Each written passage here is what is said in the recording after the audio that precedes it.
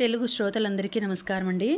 మన అలనాటి కథలు ఎవర్ గ్రీన్ స్టోరీస్ ఛానల్కి మీ అందరికీ స్వాగతం. అనగనగా ఒక రామం ధారావాహిక వింటున్నామండి. రచన శ్రీమతి విజయలక్ష్మి అవధానుల గారు. ఇక ఆలస్యం చేయకుండా మనం కథలోకి వెళ్ళిపోదామండి. వీడియో చూసిన వెంటనే లైక్ చేసి షేర్ చేసి తప్పకుండా సబ్స్క్రైబ్ చేసుకోండి. మన ఛానల్ని బెల్ ఐకాన్ యాక్టివేట్ చేసుకోండి. సార్, అయితే మీరు ఆ ఇంగ్లీష్ వాళ్ళు కట్టించిన పెద్ద బంగ్లాలో ఎన్నాళ్ళు ఉన్నారు? దాదాపు 2 సంవత్సరాలున్నాం. ఆ 2 ఏళ్ల కాలంలో ఏవైనా మంచి విషయాలు జరగడం కానీ సమస్యలు ఎదురవడం కానీ జరిగాయా సార్? ఏవో చిన్న చిన్నవి తప్ప పెద్ద పెద్ద సమస్యలు ఎదురు కాలేదు. మధ్యలో మా బావమరిది గోపాలం మైనింగ్ డిప్లొమా చదువు అయిపోవడంతో సింగరేణిలోనే అండర్ మేనేజర్గా ఉద్యోగం దొరికింది. ఆయన మైనింగ్ డిప్లొమా పాస్ అవ్వడం వలన వేరేగా అండర్ మేనేజర్ పరీక్షలు పాస్ అవ్వవలసిన అవసరం లేకపోయింది. నేరుగా అండర్ మేనేజర్ పోస్ట్ ఇచ్చేశారు. అతన్ని కూడా ఎల్లందులోనే వేశారు. అతనికి వేరే క్వార్టర్ ఇవ్వడానికి కంపెనీ సిద్ధంగా ఉన్నా మా ఇంట్లోనే ఉండి ఉద్యోగం చేసుకుంటూ మేనేజర్ పరీక్షకి చదవడం మొదలెట్టాడు. తనకు చదువులో వచ్చిన సందేహాలు తీర్చుకోవాలంటే మా ఇంట్లోనే ఉంటే వీలుగా ఉంటుందని అన్నమాట. చాలా సంతోషం సార్. మీ ముందు పెరిగిన పిల్లాడు అంత త్వరగా అండర్ మేనేజర్ అయిపోయాడు. అవును, నాకు కూడా చాలా సంతోషం అనిపించింది. ఆ తర్వాత నాకు కూడా ఒక వార్త తెలిసిందిలే అన్నాడు రామం. అవునా సార్? ఏమిటా వార్త? శుభవార్త, చెడ్డవార్త? ఆత్రంగా ముందుకు వంగి అడిగాడు సురేష్. రామానికి మళ్ళా ఆ రోజులు గుర్తొచ్చాయి. పిల్లా, ఒక శుభవార్త అన్నాడు రామం ఒకరోజు ఆఫీస్ నుండి ఇంటికొచ్చాక. ఏమిటండి, ప్రమోషన్ వచ్చిందా? అడిగింది అమ్మలు. ప్రమోషన్ కాదు కానీ అలాంటిదే అన్నాడు రామం.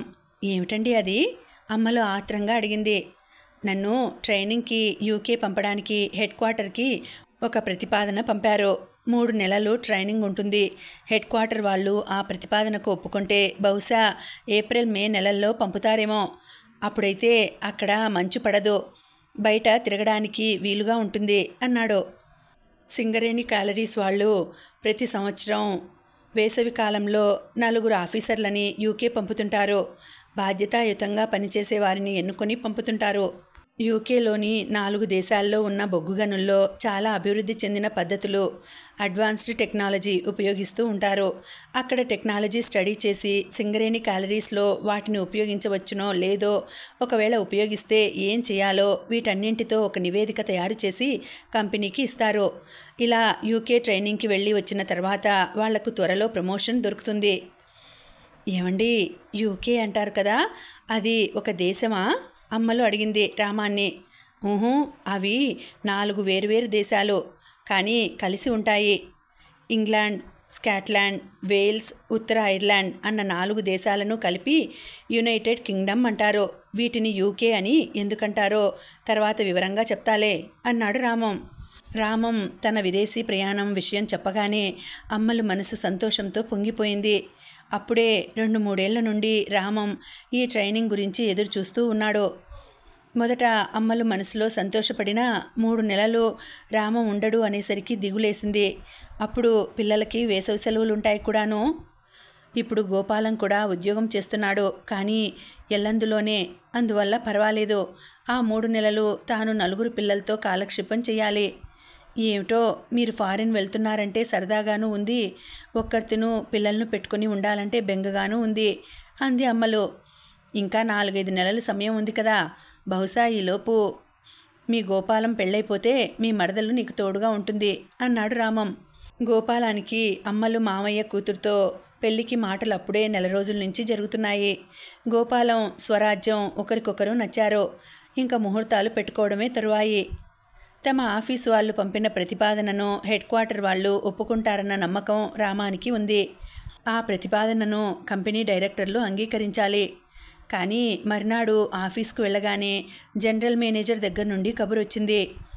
చూడండి మిస్టర్ శాస్త్రి, మీరు యూకే వెళ్ళి ఈ ట్రైనింగ్ తీసుకుంటే మన కంపెనీ అభివృద్ధికి మీ నాలెడ్జ్ని ఉపయోగిస్తారని నాకు 100% నమ్మకం ఉంది.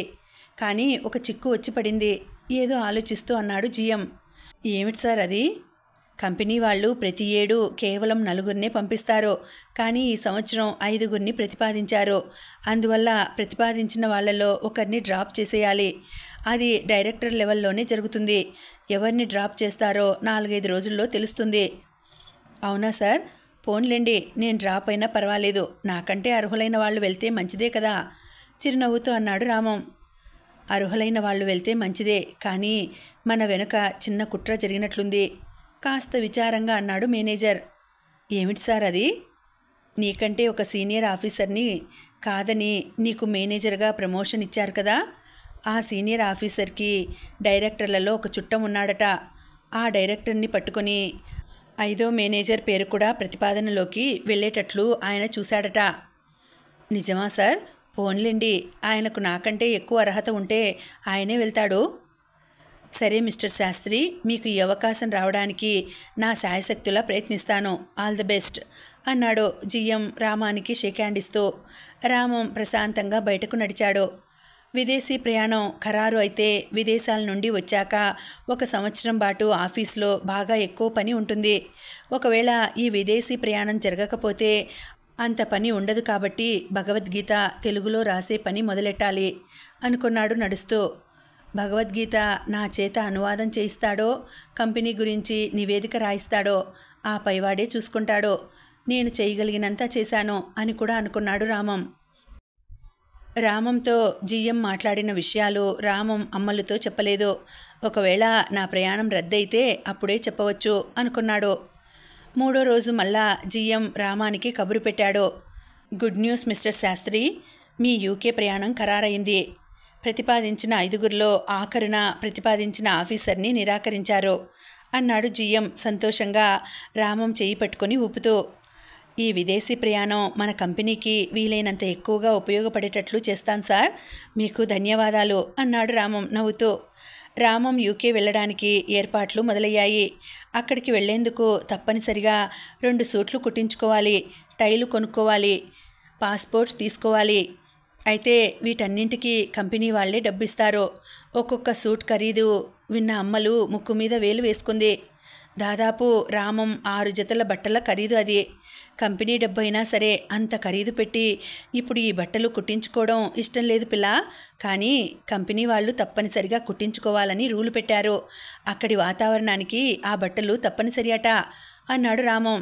మొట్టమొదటిసారి టక్ చేసిన పొడుగు చేతుల చొక్కాతో మెడలో టైతో రామం స్టూడియోకి వెళ్ళి ఫోటో తీయించుకున్నాడు.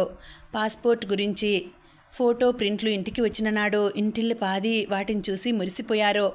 పాస్పోర్టుకి అవసరమైనవి కాక మరో 3-4 ప్రింట్లు ఎక్కువ తీయించాడు రామం. అందులో ఒక ప్రింటుని ఫోటో ఆల్బంలో పెట్టేసింది విజయ. రామం విదేశాలకి వెళ్ళడానికి 2 నెలల ముందు గోపాలం పెళ్లి ముహూర్తం కుదిరింది. రామం విదేశం నుండి తిరిగి వచ్చేదాకా గోపాలం భార్య అమ్మలు దగ్గరే ఉండేటట్లు, రామం తిరిగి వచ్చాక గోపాలం తనకు కేటాయించిన కంపెనీ క్వార్టర్కి భార్యతో సహా వెళ్ళిపోయేటట్లు నిర్ణయం జరిగింది. మిగిలిన గదులతో సంబంధం లేకుండా అటాచ్డ్ బాత్రూమ్ ఉన్న గదిని గోపాలం దంపతులకు కేటాయించింది అమ్మలు. పిల్లలు వేసవి సెలవులకి వచ్చిన 10 రోజుల్లోనే రామం బయలుదేరి యూకే వెళ్ళిపోయాడు. ఇంట్లో ఇంతమంది ఉన్నా రామం లేని లోటు అమ్మల్ని బాధించసాగింది. వెళ్తూ వెళ్తూ రామం కొన్ని ఎయిర్ మెయిల్ కవర్లు కొని ఇచ్చాడు. తాము దేశంలో వివిధ పట్టణాల్లో కొన్నేసి రోజులు ఉంటామని, తాను 10 రోజులకు ఒక ఉత్తరం రాస్తానని, తాను రాసే ఉత్తరంలో తాను ఉన్న ప్రదేశం అడ్రస్సు రాస్తానని, తాను రాసిన అడ్రస్కే జవాబు రాయమని రామం చెప్పాడు. రామం యూకే వెళ్ళిన 10 రోజుల తర్వాత అక్కడి నుండి మొదటి ఉత్తరం వచ్చింది. ఒకే కవర్లో 3 ఉత్తరాలు పెట్టి పంపాడు రామం. ఒకటి అమ్మలకి, ఒకటి పిల్లలకి, ఒకటి గోపాలానికి. ఎవరి ఉత్తరాలు వాళ్ళు చదువుకొని మురిసిపోయారు. కవర్ మీద అక్కడి స్టాంపు అతికించి ఉంది. దాన్ని జాగ్రత్తగా ఉడదీసి రమేష్ దాచుకున్నాడు. మొదటి ఉత్తరం కాబట్టి ఎక్కువ విశేషాలు లేవు. కానీ అందరికీ ఆశ్చర్యం కలిగించిన విషయం అక్కడి వాతావరణం గురించి రామం రాసిన విషయం. ఇప్పుడు అక్కడ కూడా వేసవికాలమే అయినా భారతదేశంలో చలికాలంలో ఉన్నట్లు ఉందని. అమ్మో, అక్కడ చలికాలంలో ఇంకెంత చల్లగా ఉంటుందో అనుకుంటూ ఆశ్చర్యపోయారు అందరూ. మన దేశంలో అయితే ప్రయాణాల్లో పరిచయమైన వాళ్ళను మీకు పెళ్ళయిందా, పిల్లలెందరూ, ఏం ఉద్యోగం చేస్తారు లాంటి మాటలు మాట్లాడతారు. ఇక్కడ అలా కాదు. ప్రయాణాల్లో కొత్తగా పరిచయం అయిన వాళ్ళు వాతావరణం గురించి తప్ప మరో మాట మాట్లాడరు అని కూడా రామం రాశాడు. రెండో ఉత్తరంలో రామం కొన్ని విశేషాలు రాశాడు. ఇక్కడ చాలామంది ఇళ్లల్లో టెలివిజన్లు ఉంటాయని, ఒకరింటికి వెళ్ళినప్పుడు వాళ్ళ ఇంట్లో టెలివిజన్ చూశానని, ఇక్కడ రోజు బ్రెడ్ తింటూ గడుపుతున్నామని రాశాడు. బ్రెడ్ విషయం చదవగానే అమ్మలకి దుఃఖం వచ్చింది. టెలివిజన్ అంటే ఏమిటో అర్థం కాలేదు అమ్మలకి. గోపాలాన్ని అడగాలి అనుకుంది.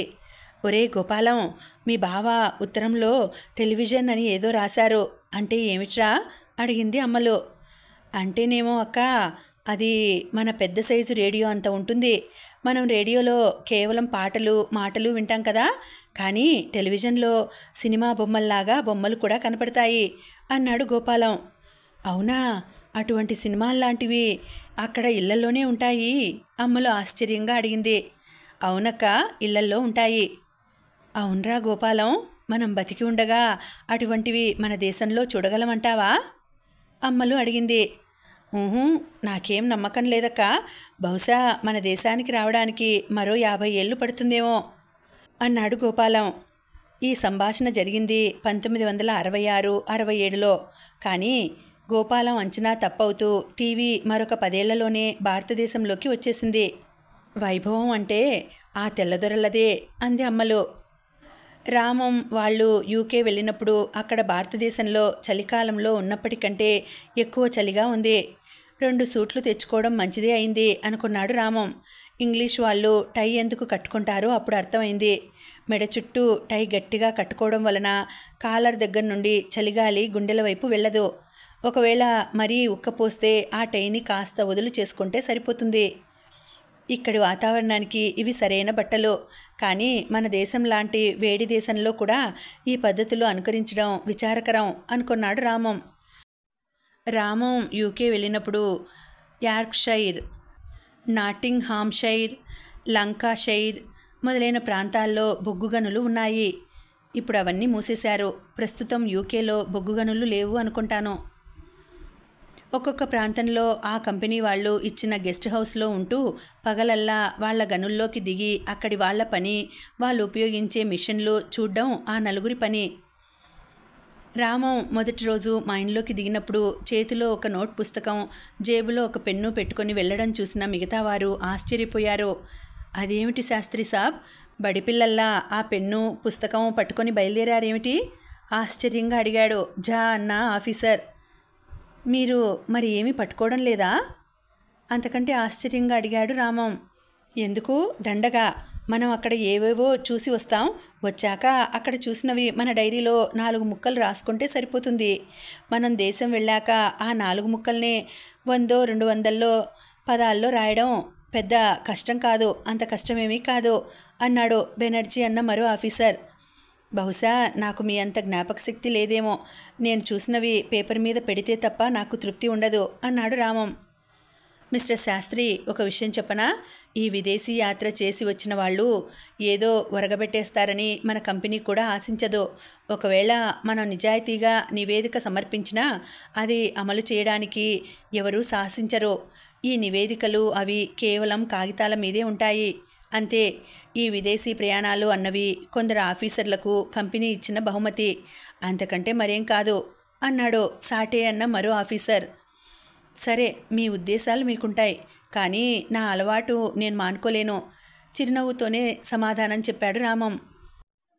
అక్కడ యూకేలో వారానికి 2 రోజులు సెలవు, శని ఆదివారాలు.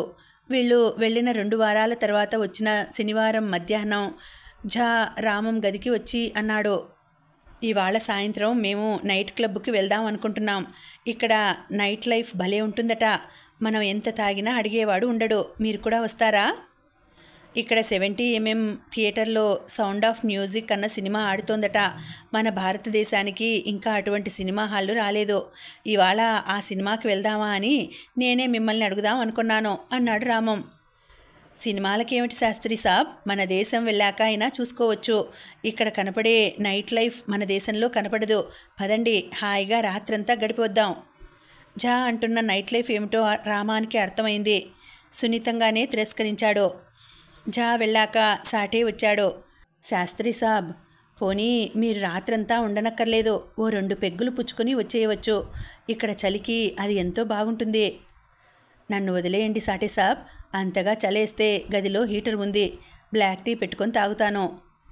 సరే అయితే మీ ఇష్టం అంటూ సాటే వెళ్ళిపోయాడు. సాయంత్రం షోకి రామం సినిమాకి వెళ్ళదలుచుకున్నాడు. గెస్ట్ హౌస్ కీపర్ దగ్గరికి వెళ్ళి సినిమా హాలుకి ఎలా వెళ్ళాలో అడిగి తెలుసుకున్నాడు.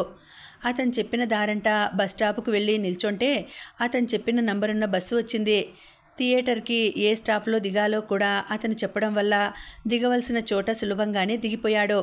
సౌండ్ ఆఫ్ మ్యూజిక్ సినిమా ఒక గొప్ప అనుభూతిని మిగిల్చింది రామానికి. మామూలుగా చూసే సినిమా తెరకి 2 రెట్లున్న సినిమా తెర, అది కూడా కొంచెం లోపలికి వంపు తిరిగి ఉంది. చక్కని రంగులు, ముఖ్యంగా ప్రధాన పాత్రధారిణి మరియా లోయల మధ్య పరిగెడుతూ పాడుతున్న దృశ్యం చూస్తుంటే తానే ఆ కొండల మధ్య లోయల మధ్య పరిగెడుతున్న అనుభూతి కలిగింది. మనసు నిండిన ఆనందంతో సినిమా నుండి బయటకు వచ్చాడు. ఈ సినిమా ఎప్పుడు భారతదేశానికి వస్తుందో, వచ్చినప్పుడు మాత్రం అమ్మలకి పిల్లలకి తప్పకుండా చూపెట్టాలి అని పదే పదే అనుకున్నాడు. థియేటర్ బయట తాను ఎక్కవలసిన బస్సు ఎక్కి కూర్చున్నాడు. సీట్లో కూర్చున్న వెంటనే ఎన్నెన్నో ఆలోచనలు చుట్టుముట్టాయి. కొన్ని సినిమాలో దృశ్యాలు, కొన్ని ఇక్కడికి వచ్చాక చూసిన బొగ్గుగనుల సాంకేతిక విషయాలు, మరికొన్ని మధ్యాహ్నం తనతో పాటు వచ్చిన సాటే వాళ్ళు మాట్లాడిన మాటలు, అన్ని ఆలోచనలు కలగాపులగం అయిపోయి ఇంకో ప్రపంచంలోకి వెళ్ళిపోయాడు. ఆ తర్వాత ఎప్పుడో ఆ బస్సు కండక్టర్ తన భుజం తట్టడంతో ఈ లోకంలోకి వచ్చాడు. మీరు దిగవలసిన స్టాప్ దాటిపోయింది, ఒక స్టేజీ ముందుకు వచ్చేశారు, ఇప్పుడు దిగి వెనక్కు నడిచి వెళ్ళండి అన్నాడు కండక్టర్. రామం అతనికి ధన్యవాదాలు చెప్పి గబుక్కున కిందకు దిగిపోయాడు. వెనక్కు నడవడం మొదలెట్టాడు. ఎంత దూరం నడిచినా తాను దిగిన గెస్ట్ హౌస్ ఉన్న వీధి కనపడలేదు. తాను ఆ వీధి మొదట్లో ఒక కొండ గుర్తు పెట్టుకున్నాడు. ఆ కొండ గుర్తు కనపడలేదు. వీధి మొదట్లో ఒక పుస్తకాల దుకాణం ఉంది. రోజు సాయంత్రం బయటకలా నడుచుకుంటూ వెళ్ళినా ఆ పుస్తకాల దుకాణం గుర్తు పెట్టుకొని ఆ వీధిలోకి తిరిగిపోతూ ఉండేవాడు. ఒకసారి ఆ దుకాణంలో ఏం పుస్తకాలు ఉన్నాయో చూశాడు కూడాను. తాను చదవగలిగే పుస్తకాలు ఏమీ లేకపోవడంతో కొనలేదు. ఆ రోజు ఆ దుకాణం కనపడలేదు. పోనీ సెలవు రోజని దుకాణం మూసేశారనుకున్నా కనీసం బోర్డు కనపడాలి, అది కూడా కనపడలేదు. అసలు అక్కడ ఏ దుకాణాలు మూసిలేవు. వచ్చిన చిక్కు ఏమిటంటే అక్కడ అన్ని ఇళ్ళు దాదాపు ఒకే రంగులో ఒక్కలాగే ఉంటాయి. రామానికి అర్థమైంది తాను దారి తప్పిపోయానని. దారిన పోతున్న ఒకరిని అడిగాడు ఫలానా వీధి ఎక్కడని. అతను వెనక్కి తిరిగి వెళ్ళమని, 2వ వీధే తాను వెళ్ళవలసిన వీధి అని చెప్పాడు. రామం వెనక్కు తిరిగాడు. అతను చెప్పిన 2వ వీధి మొదట్లో ఆ పుస్తకాల దుకాణం లేదు. ఇంకా కొంత ముందుకు నడిచాడు, అక్కడా లేదు. మరొకరిని అడిగితే అతను మళ్ళా వెనక్కు తిరగమన్నాడు. వెనక్కు తిరిగాడు. మొత్తం 4-5 సార్లు ముందుకి వెనక్కి తిరగవలసి వచ్చింది. కాళ్ళు నొప్పెట్టడం మొదలైంది. కూర్చొందికి కూడా ఎక్కడా అవకాశం లేదు. 5వసారి ఎవరినో అడిగినప్పుడు అతను ఎదురుగా చూపించి, మీరు ఆ వీధి మొదట్లోనే ఉన్నారు, ఇలా వెళ్ళిపోండి అంటూ దారి చూపించాడు. రామం మరొకసారి వీధి మొదట్లో ఉన్న దుకాణం చూశాడు. అక్కడ పుస్తకాల దుకాణం లేదు, కానీ ఏదో బొమ్మల దుకాణం ఉంది. అద్దాల నుండి రకరకాల బొమ్మలు, స్టఫ్డ్ టాయ్స్ అన్నీ కనపడుతున్నాయి. ఇక్కడ ఒక పుస్తకాల దుకాణం ఉండాలి కదా, ఆ దారి చూపించిన మనిషిని అడిగాడు రామం. ఓ, ఆ దుకాణమా? శని ఆదివారాల్లో ఆ దుకాణంలో పుస్తకాలు తీసేసి బొమ్మలు అమ్ముతారు అన్నాడు ఆ వ్యక్తి. రామం దీర్ఘంగా నిట్టూర్చి ఆ వీధిలోకి తిరిగాడు. అన్నీ తనకు పరిచయమైన ఇల్లు కనపడసాగాయి. ఈ దారి తప్పిపోవడం ఒక పాఠం నేర్పింది. కొత్త ప్రదేశాలకు వెళ్ళినప్పుడు ఒక్కటే కాకుండా 2-3 కొండ గుర్తులు పెట్టుకోవాలి అనుకున్నాడు రామం. ప్రతిరోజు పుస్తకాలు మొదలైనవి అమ్మే దుకాణాల్లో సెలవు రోజు పిల్లలకి అవసరమైన బొమ్మలు, పిల్లల బట్టలు మొదలైనవి అవే దుకాణాల్లో అమ్ముతారని కూడా రామానికి తెలిసింది. ఒకప్పుడు అలా ఉండేది. ఇప్పుడు మాల్స్ వచ్చాక బహుశా ఆ పద్ధతి పోయి ఉంటుంది. రామం గెస్ట్ హౌస్కి వెళ్ళాక ఆ రోజు తానొక్కడే వెళ్ళి డైనింగ్ హాల్లో భోజనం చేసి వచ్చాడు. గదికి వచ్చిన తర్వాత అమ్మలకి ఆ రోజు జరిగినవన్నీ ఉత్తరంలో రాశాడు. ఆ రోజు రాత్రి హాయిగా నిద్రపోయాడు. మర్నాడు పొద్దున్న లేచాక మిగతా వాళ్ల గదుల దగ్గరికి వెళ్ళి చూశాడు. 3 గదులు లోపల నుండి గడియ పెట్టి ఉన్నాయి. వీళ్ళు ఎప్పుడు వచ్చారో అనుకుంటూ పొద్దుటి పలహారం కూడా తానొక్కడే వెళ్ళి తినేసి వచ్చాడో. వాళ్ళు ముగ్గురు ఎప్పుడో మధ్యాహ్నం 11 గంటలకు నిద్ర లేచారట. మధ్యాహ్నం భోజనానికి వెళ్ళినప్పుడు ఆ విషయం వాళ్లే చెప్పారు. రాత్రి వాళ్ళు ఎన్ని గంటలకు వచ్చారని కానీ ఎక్కడికి వెళ్లారని కానీ రామం అడగలేదు. వాళ్ళు చెప్పలేదు. తాను తప్పిపోయిన విషయం రామం చెప్పాడు. మరి మీరు తప్పిపోకుండా తిన్నగానే వచ్చేశారా అని వాళ్ళని అడిగాడు. మేము నిన్న ట్యాక్సీలో వచ్చాం, అందువల్ల ట్యాక్సీ అతనే తిన్నగా ఇక్కడ దింపేశాడు అని వాళ్ళు చెప్పారు. రోజు పొద్దున్నే ఆఫీస్ వాళ్ళు పంపించిన కారులో మైన్లో దిగి అక్కడి పనులను చూడడం, సాయంత్రం వచ్చాక డైనింగ్ హాలుకెళ్ళి టీ తాగడం, గదికొచ్చిన తర్వాత తాను పొద్దున్న చూసినవన్నీ వివరంగా రాసుకోవడం, ఇంటికి 4 రోజులకొకసారి ఉత్తరం రాయడం, ఆ పైన 4 వీధులు తిరుగుతూ అక్కడి వింతలు విశేషాలు చూడడం, సాయంత్రం భోజనం సమయానికి గదికి వచ్చేయడం. ఇది రామం దినచర్య. అక్కడ వేసవిలో రాత్రి 8:30 అయినా ఇంకా సూర్యుడు ఉండడం వల్ల ఒక్కో రోజు భోజనం తర్వాత కూడా అలా నడుస్తూ అన్నీ చూడడం అలవాటైంది. మిగిలిన ముగ్గురికి అక్కడ ఆహారం సమస్య అవలేదు.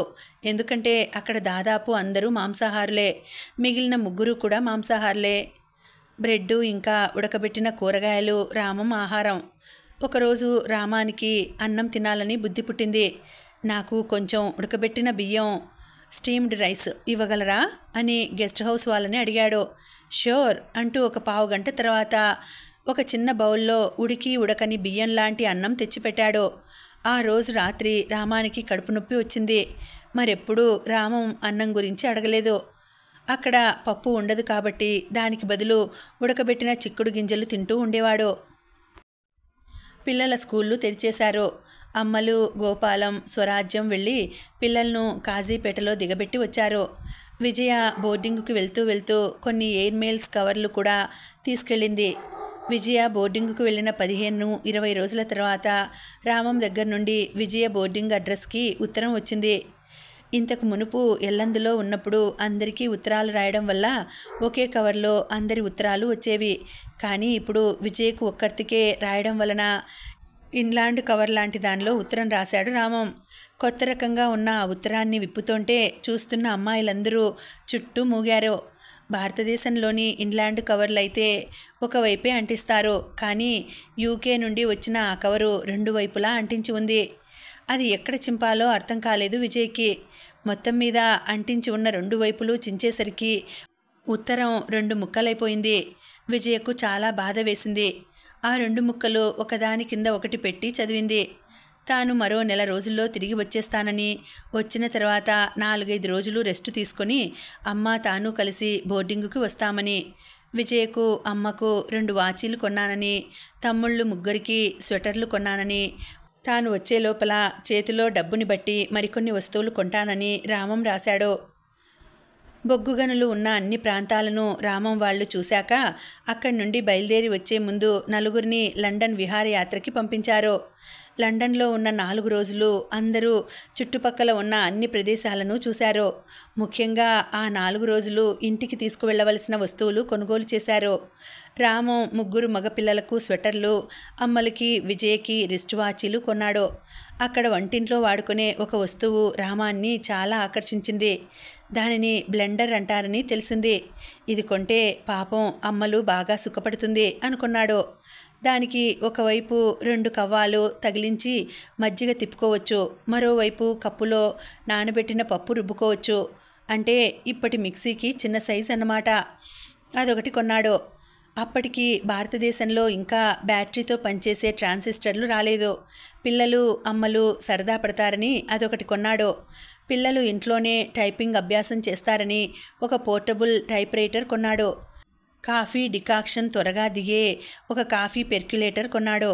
ఇంకా అక్కడ దొరికే కొత్త రకం పెన్నులు, ఫోటో ఆల్బమ్లు కూడా కొన్నాడు. ఒక కెమెరా కూడా కొన్నాడు.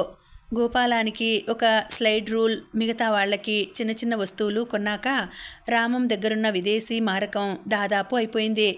మిగతా ముగ్గురికి 2 వస్తువులు కొనగానే చేతిలో ఉన్న విదేశీ మారకం అయిపోయింది. మీరు ఇన్ని వస్తువులు ఎలా కొనగలిగారు శాస్త్రి సాబ్ అంటూ వాళ్ళు రామాన్ని ఆశ్చర్యంగా అడిగారు. రామం నవ్వేసి ఊరుకున్నాడు. మీరు మీ డబ్బంతా నైట్ క్లబ్బులకి తాగడానికి ఖర్చు పెట్టేశారు, అందుకే మీ దగ్గర డబ్బు మిగల్లేదు అని రామం వాళ్లతో అనలేదు. ఆ విషయం వాళ్లకు మాత్రం తెలియదా అనుకున్నాడు. లండన్ నుండి నేరుగా భారతదేశం వచ్చేశారు. అప్పట్లో మన దేశంలో రేడియోలే కానీ బ్యాటరీతో పనిచేసే ట్రాన్సిస్టర్లు ఉండేవి కావు. సెలవులకి వెళ్ళినప్పుడు సాయంత్రం పూట 6 బయటకి ఆ ట్రాన్సిస్టర్ తీసుకెళ్ళి అందరూ మొక్కల మధ్య కూర్చొని పాటలు వినడం గొప్ప అనుభూతి. రామం తెచ్చిన కెమెరాలో ఎండ వచ్చేదాకా ఆగక్కర్లేదని, నీడలో కూడా ఫోటోలు వస్తాయని చెప్పాడు. నరేష్కి ఆ కెమెరా భలే నచ్చేసింది. కాఫీ పెర్కులేటర్, మిక్సీ అమ్మలు చాలా అరుదుగా వాడేది. మగపిల్లలు 3 టైప్రైటర్ మీద సమయం దొరికినప్పుడల్లా ఏదో ఒకటి టైప్ కొడుతూ ఉండేవారు. అప్పుడు రామం 3 మగపిల్లలకు కొన్న స్వెటర్లు మరో 2 తరాల దాకా వాడారు. అంటే మా మనవల దాకా అన్నమాట. అయితే ఎల్లందులో మీ ఉద్యోగం మీకు ఒక మైలురాయి అన్నమాట. చక్కగా విదేశాలకి వెళ్ళి వచ్చారు. అయితే నాది ఒక సందేహం సార్, మీరు అక్కడ చూసినవన్నీ ఒక నివేదికగా తయారు చేసి కంపెనీ వాళ్ళకి సమర్పించారా సార్? కుతూహలంగా అడిగాడు సురేష్. ఒక 4-5 నెలలు నాకు అదే పని. నేను అక్కడ చూసినవి, అందులో మన దేశంలో కూడా అమలు చేయగలిగినవి అన్ని వివరంగా దాదాపు 200 పేజీల నివేదిక తయారు చేసి కంపెనీ వాళ్ళకి సమర్పించాను. అవునా? మరి మీరు సమర్పించిన విషయాలు కంపెనీ వాళ్ళు పరిశీలించారా సార్? పరిశీలించారు, కానీ ఏవేవి అమలు చేయవచ్చునో, ఏమేమి ఇక్కడ అమలు చేయడం కష్టమో అన్న విషయం మీద ఇంకా ఇప్పటిదాకా ఒక నిర్ణయానికి రాలేదు. ఇటువంటి విషయాల్లో అందరికీ ఒక ఆమోదయోగ్యమైన నిర్ణయం తీసుకోవడానికి కొన్ని ఏళ్లు పడుతుంది. ఇదంతా డైరెక్టర్ లెవెల్లో జరుగుతుంది. ఆ పైన ప్రభుత్వం అనుమతి కూడా దొరకాలి. నా పని నేను సక్రమంగా పూర్తి చేశాను, అదే నాకు సంతృప్తి అన్నాడు రామం. ఎల్లందు తర్వాత మీరు ఎక్కడికి వెళ్ళారు సార్? ఇంకెక్కడికి, ఇక్కడికే. అంటే మందమర్రికి అన్నాడు రామం నవ్వుతూ. మందమర్రి అన్నది బెల్లంపల్లికి దగ్గరగా ఉన్న మరొక ఏరియా. అరే, అయితే మీ కథ అయిపోయిందా సార్? మీరు ఇక్కడికి వచ్చి 2 నెలలే అయింది కదా. మీరు ఇక్కడికి వచ్చిన తర్వాత జరిగిన విషయాలన్నీ మా నాన్న చెప్తూనే ఉన్నాడు. కథ అప్పుడే అయిపోయిందంటే చాలా విచారంగా ఉంది సార్ అన్నాడు సురేష్ కాస్త నిరాశ నిండిన కంఠంతో. అంటే ఇప్పటిదాకా నా ఉద్యోగపు జీవితపు కథ అయిపోయింది, కానీ ఈ కథలో నువ్వు ఒక ముఖ్యమైన పాత్ర పోషించబోతున్నావు. నువ్వు కూడా ఈ కథలో ఒక పాత్రవు అవుతావో లేదో అన్న విషయం కొంతసేపటి తర్వాత నువ్వు చెప్పబోయే ఒక సమాధానం మీద ఆధారపడి ఉంటుంది అన్నాడు రామం నవ్వుతూ. సురేష్ ఆశ్చర్యంగా చూశాడు. మీరేమంటున్నారో అర్థం కావడం లేదు సార్ నాకు అన్నాడు ఉద్వేగంగా. సురేష్, నీకు గుర్తుందా, చిరిమిరిలో నేను ఉన్నప్పుడు నా చదువు గురించి అక్కడ ఉన్న మేనేజర్ గారు సహాయం చేశారన్న విషయం? ఎందుకు గుర్తులేదు సార్? ఆయన అప్పు తీర్చేశారుగా. ఇంకా తీర్చలేదు, తీర్చాలి. అదేమిటి సార్, మీ కథ మొదట్లోనే మీరు చెప్పారు బిర్సింగ్పూర్లో తాత్కాలికమైన పనికి వచ్చిన డబ్బుతో ఆయన అప్పు తీర్చేశానని. సురేష్ ఆశ్చర్యంగా అడిగాడు. ఒకసారి నేను చెప్పిన కథ గుర్తు తెచ్చుకో. అప్పు తీర్చేస్తానని మా బావ వేణుతో చెప్పాను, కానీ అప్పుడు తీర్చలేదు. నిజమా సార్? ఎందుకు తీర్చలేదు? ఆత్రంగా అడిగాడు సురేష్. రామం చెప్పడం మొదలెట్టాడు. ఆ రోజు నేను డబ్బు పట్టుకొని మా మేనేజర్ గారి ఇంటికి వెళ్ళాను. సార్, మీరు నా చదువు గురించి ఎంతో సహాయం చేశారు. ఈ డబ్బు మీకు ఇచ్చేసినంత మాత్రాన నా రుణం తీరిపోదు. ఇంతకు 100 రెట్లు డబ్బు ఇచ్చినా మీ రుణం తీరదు. కానీ ఏదో నా తృప్తి కోసం మీరు ఈ డబ్బు తీసుకుంటే నాకు సంతోషంగా ఉంటుంది అన్నాను నోట్లు అందివ్వబోతూ. ఆయన ఆ డబ్బు తీసుకోలేదు. నా వైపు ఒక 5 నిమిషాలు సాలోచనగా చూశారు. ఆ తర్వాత అన్నారు, చూడు రామశాస్త్రి, అసలు నేను ఈ డబ్బు మరొకరి చదువు కోసం దాచి ఉంచాను. అంటే ఇప్పటికీ కాదులే, నాకు కావలసిన ఒకరు మరో 7 ఏళ్ల తర్వాత కాస్త పెద్ద చదువులకు వస్తారు. అప్పుడు నాకు డబ్బు అవసరం పడుతుంది. ఈ డబ్బు బ్యాంకులో వేసి అప్పటికి ఎంతైతే అంత అప్పుడే నాకు పంపించు అన్నారాయన. ఆయన ఆ డబ్బు నన్ను ఎందుకు బ్యాంకులో వేసి ఉంచమంటున్నారో అర్థం కాలేదు. ఆ డబ్బు ఆయనే బ్యాంకులో వేసి ఉంచుకోవచ్చుగా అనుకున్నాను మనసులో. నీ సందేహం నాకు అర్థమైంది రామశాస్త్రి. నేనే బ్యాంకులో ఎందుకు వేసుకోకూడదు అని కదా అనుకుంటున్నావు. నా బ్యాంకులో డబ్బులు ఉన్నాయని తెలిస్తే ఇంట్లో వాళ్లకు ఏవో ఖర్చులు గుర్తుకు రావచ్చు. అసలు ఇంట్లో వాళ్ళ దాకా ఎందుకు, నాకే అవి ఖర్చు పెట్టేయాలని బుద్ధి పుట్టవచ్చు. అందువల్ల నువ్వు నీ అకౌంట్లోనే వేసుకుంటే ఆ డబ్బు ఖర్చు అయిపోకుండా సమయానికి అందవలసిన వాళ్ళకి అందుతుంది అన్నారు. ఆ డబ్బు తీసుకొని గదికి వచ్చేశాను. కానీ నాకు అప్పటికి బ్యాంక్ అకౌంట్ లేదు. చేతికొచ్చిన డబ్బులన్నీ బొటాబొటిగా సరిపోతూ ఉండేవి. ఆయన దగ్గర నుండి వచ్చేసిన తర్వాత గోపాల్ని సాయం తీసుకొని వెళ్ళి చిరిమిరి ఊర్లో ఉన్న ఒక బ్యాంకులో దానిని 7 ఏళ్లకు ఫిక్స్డ్ డిపాజిట్లో వేసి వచ్చి ఆ డిపాజిట్ సర్టిఫికెట్లు జాగ్రత్తగా పెట్లో దాచాను. ఆ తర్వాత నాకు బిర్సింగ్పూర్లో ఉద్యోగం వచ్చింది. ఆ తర్వాత శాస్తిలో. ఆ 7 ఏళ్లలోనూ నేను ఆయనకు క్రమం తప్పకుండా ఒక ఉత్తరాలు రాస్తూ ఉండేవాడిని. ప్రతి ఉత్తరంలోనూ నేను అప్పుడు చదువుతున్న చదువు, ఉద్యోగంలో ఎదురైన అనుభవాలు, పరిష్కరించిన సమస్యలు అన్నింటి గురించి రాస్తూ ఉండేవాడిని. ఆయనకు తీరిక ఉన్నప్పుడు కొన్నింటికి జవాబులు రాస్తూ ఉండేవారు. కానీ నేను ఆయన జవాబు కోసం ఎదురు చూడకుండా ఉత్తరాలు రాస్తూ ఉండేవాడిని. మేము ఎన్ని ఉత్తరాలు రాసుకున్నా ఒక్క ఉత్తరంలో కూడా ఆయన తను ఇచ్చిన డబ్బు ప్రస్తావన తేలేదు. శాస్తిలో మేము ఉన్నప్పుడు మా ఆఖరివాడు పుట్టాక అప్పుడు వేసిన ఆ ఫిక్స్డ్ డిపాజిట్ మెచ్యూర్ అయిందని బ్యాంకు వాళ్ళ దగ్గర నుండి ఉత్తరం వచ్చింది. వాళ్ళు పంపిన ఫారం నింపి ఫిక్స్డ్ డిపాజిట్ సర్టిఫికెట్ పంపిస్తే వాళ్ళు ఎఫ్డి డబ్బులు చెక్కు రూపంలో పంపిస్తామని ఆ ఉత్తరం సారాంశం. అమ్మయ్యా, ఇన్నాళ్ళకి ఆయన అప్పు తీర్చగలిగే సమయం వచ్చిందని నేను సంతోషంగా నిట్టూర్చాను. ఉత్తరం అందుకున్న మర్నాడే బ్యాంకు వాళ్ళు అడిగినవన్నీ అన్నీ పంపించేశాను. 15 రోజుల్లో చెక్కు చేతికొచ్చింది. ఆ చెక్కుని బల్లార్షాలో నా అకౌంట్ ఉన్న బ్యాంకులో వేసి 4 రోజుల తర్వాత ఆ డబ్బుకి ఒక డీడీ తీశాను. డీడీని ఒక కవర్లో పంపుతూ ఒక ఉత్తరం కూడా రాశాను.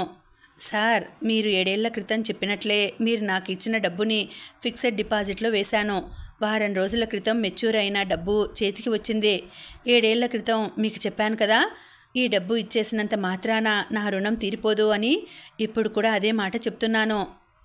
మీరు ఈ డబ్బు ఎవరి చదువుకో ఉపయోగిస్తానని అన్నారు కదా, బహుశా ఆ వ్యక్తి ఈసరికి మీరు అనుకున్న చదువుకి వచ్చి ఉంటాడో. అతని చదువుకి ఈ డబ్బు ఉపయోగపడితే అంతకన్నా సంతోషం ఉండదు. నేను ఆ ఉత్తరం పంపించిన 5-6 రోజుల తర్వాత నేను పంపిన డీడీ తిరిగి వచ్చేసింది.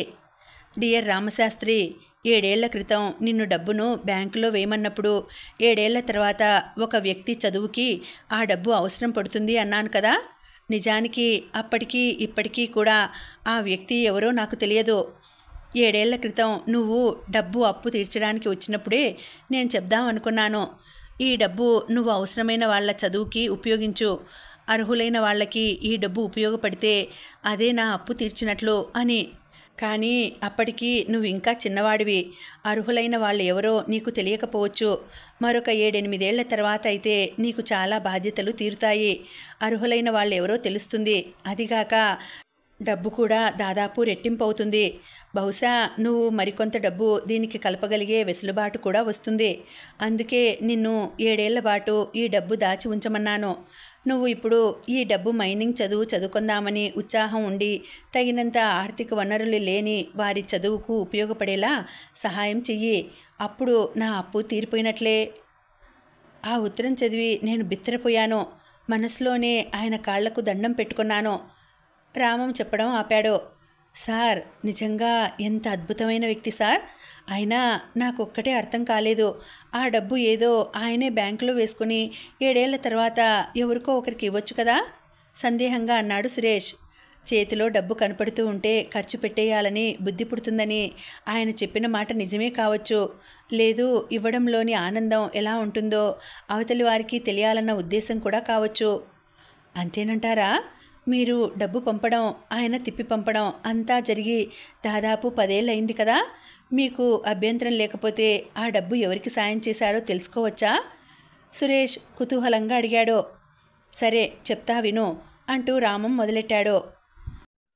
ఆ రోజు ఆయన అలా డీడీని తిప్పి పంపించాక నేను ఆ డబ్బు ఎవరికి ఉపయోగపడుతుందా అని చాలా ఆలోచించాను. నా మనసులో ఉన్నవి 3 విషయాలు. ఒకటేమో ఆయన చెప్పినట్లు మైనింగ్ చదువుకే ఉపయోగించాలి. రెండోది, అది అర్హులైన వాళ్ళకే ఇవ్వాలి. తాము ఖర్చు పెట్టగలిగే స్థితిలో ఉండి కూడా ఊరికనే వస్తోంది కదా అని తీసుకునేవారికి కాదు. మూడోది, ఒకసారి చదువు మొదలెట్టాక అది పూర్తి చేయగలగాలి. ఈ 3 ప్రమాణాలకు అనుగుణంగా ఉండే వ్యక్తి కోసం నేను వెతకడం మొదలెట్టాను. ఆ వ్యక్తి కనిపించేదాకా డబ్బు ఉత్తనే సేవింగ్ అకౌంట్లో పడి ఉండడం ఎందుకని 1 ఏడాది రికరింగ్ డిపాజిట్లో వేశాను. ఏడాది మధ్యలో అవసరం పడితే ఆ ఆర్డీని మూసేసి డబ్బు తీసుకుందాం అనుకున్నాను. మా చుట్టాల్లోనే కొందరు, శాస్త్రీ క్యాలరీ కార్మికులు కొందరు పిల్లల చదువులకి డబ్బుకి ఇబ్బంది పడుతున్న వాళ్ళు కనిపించారు. కానీ వాళ్ళెవరికీ మైనింగ్ చదువు పట్ల ఆసక్తి లేదు. చదివిస్తే మైనింగ్ చదువు చదవడానికి ఒకరిద్దరు సిద్ధపడినా బడిలో వాళ్లకు వచ్చిన మార్కులు చూశాక వాళ్ళు ఈ చదువు పూర్తి చేయలేరు అనిపించింది. వాళ్ళందరికీ చదువు గురించి కాస్త సహాయం చేసినా మేనేజర్ గారి డబ్బు మాత్రం అలాగే ఉంచాను. మధ్యలో చిరిమిరిలోని నా స్నేహితుడు గోపాల్కి ఉత్తరం రాశాను. తన బంధువుల్లో కానీ తెలిసిన వాళ్ళల్లో కానీ ఎవరైనా ఉన్నారా అని. అతని దగ్గర నుండి జవాబు వచ్చింది. ప్రస్తుతం తన వాళ్ళందరూ దేవుడి దయ వలన ఆర్థికంగా కాస్త మంచి స్థితిలోనే ఉన్నారని, కాస్త వెనుకబడి ఉన్న వాళ్ళెవరికీ ఈ బొగ్గుగనుల చదువుల పట్ల ఆసక్తి లేదని. నేను అలా వెతుకుతూ ఉండగానే ఏడాది గడిచిపోయింది. బ్యాంకులో వేసిన ఆర్డీ మరొక ఏడాదికి పొడిగించాను. నేను సింగరేణి కంపెనీకి వచ్చేదాకా అలా అర్హుడైన వ్యక్తి గురించి వెతుకుతూనే ఉన్నాను. బ్యాంకులో వేసిన ఆర్డీకి నేను కూడబెట్టిన డబ్బు కొంత జత చేసి మళ్ళా ఆర్డీలోనే వేస్తూ ఉన్నాను. 10 ఏళ్లైనా మీకు సరైన వ్యక్తి దొరకలేదంటే ఆశ్చర్యంగా ఉంది సార్ అన్నాడు సురేష్ ఆశ్చర్యంగా. చెప్పాను కదా, ఆ 3 ప్రమాణాలకు అనుగుణంగా ఉండే కుర్రాడి కోసమే నేను వెతుకుతున్నానని. మరి ఈ విషయాలన్నీ ఆ మేనేజర్ గారికి ఎప్పటికప్పుడు రాస్తూ ఉండేవారా సార్? సురేష్ ఆసక్తిగా అడిగాడు. రామం దీర్ఘంగా నిట్టూర్చి అన్నాడు. నేను సింగరేణి క్యాలరీస్ వచ్చేసే ముందరే ఆయన మరణ వార్త విన్నాను. చెప్తుంటే రామం గొంతు గద్గదం అయింది. అయ్యో, ఎంత పని జరిగింది సార్? ఆయనకు ఏమైంది సార్? హార్ట్అటాక్ వచ్చిందట. కబురు విన్న వెంటనే నేను ఆయన రిటైర్ అయ్యాక స్థిరపడిన జబల్పూర్కి హుటాహుటిన వెళ్ళాను. కానీ ఆఖరి చూపు కూడా దక్కలేదు. అయ్యో, మంచి వాళ్ళనే దేవుడు త్వరగా తీసుకుపోతాడేమో సురేష్ విచారంగా అన్నాడు. నిజమేనేమో సురేష్. నాకు ఆ డబ్బు ఎవరికి ఇవ్వాలో అన్న సందిగ్ధం వచ్చినప్పుడల్లా సంప్రదించడానికి ఆయన ఈ లోకంలో లేరు. అందువల్ల ఆయన చెప్పిన ప్రమాణాలను అంత గట్టిగా పట్టుకొని కూర్చున్నాను. మీకు అర్హుడైన వ్యక్తి త్వరగా దొరకాలని కోరుకుంటున్నాను సార్ అన్నాడు సురేష్. నాకు అటువంటి కుర్రాడు దొరికాడేమో అనిపిస్తోంది అన్నాడు రామం నవ్వుతూ సురేష్ మొహం వైపు సూటిగా చూస్తూ. ఇంకా ఉందండి, కథ కొనసాగుతుంది. మళ్ళీ వచ్చే వీడియోలో తర్వాతి భాగం తెలుసుకుందామండి. అంతవరకు సెలవు. నమస్తే.